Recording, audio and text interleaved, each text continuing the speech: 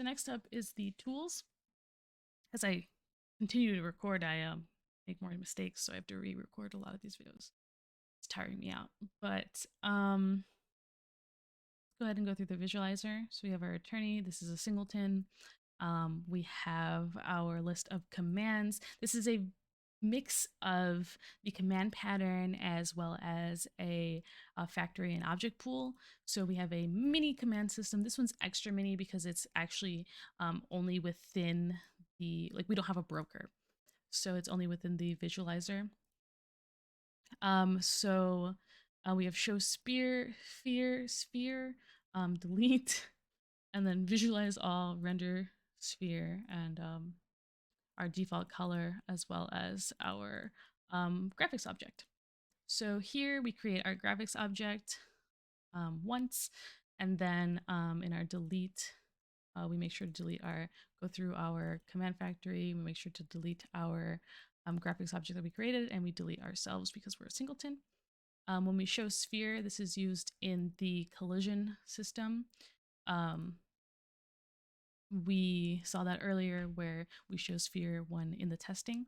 So we get from the collision volume sphere, we get the size and position, and then we set the worlds based off of that, and then use the color, and then add that to our command list. To when we render sphere, this will be when we have the callback in Visualize All. So Visualize All is called in Surreal. We have in Draw, we have Visualize All. So we go into our game loop, Visualize All, and then this will just execute the commands that we added, which is the rendering the sphere. So again, it's very internal in the visualizer class itself. It doesn't really extend into a bigger system. So I'll go ahead and go through I'll show you the command base, and this is the command that inherits from that. We have our update, which allows us to, since we do have a factory and a pool, we allows us to update the information and not create a new command. So when we're recycling, we can update our information. And we have our execute there. In our factory, we have basic stuff, factory stuff from center centipede days. And then our pool is here too. So here we have, I have a list of active commands and inactive commands, a change I made from Bullet Factory and Centipede that I've been using a lot recently. So next up will be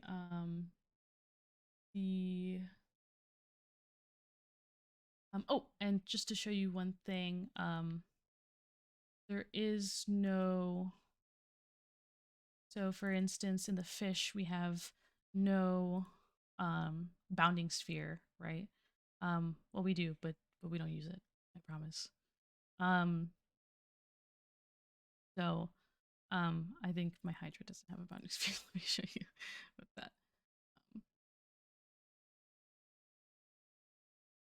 We go to draw, we're only rendering the Hydra, we're not rendering the bounding sphere, and I believe in fish, we're only rendering the fish as well. So nothing else is being rendered, nothing else can appear through here. So if we go here, we just have rendering our models, my little animation thing. So next we have our math tools. My math tools is very short. I could extend this, especially with the, like I could add like a face player, which I used in my demo, which would be cool, right? So if it would be a face object, that would be a useful tool, maybe like distance. Obviously this will extend, but right now I only have my intersects, which we saw earlier. After that, we have colors. So I have to basically stole this from graphics. I sourced it. See, it's sourced. Just all the colors here stored, so that we don't have to remember the name of colors. They can just include this file and then use this instead of listing out like we did in the beginning.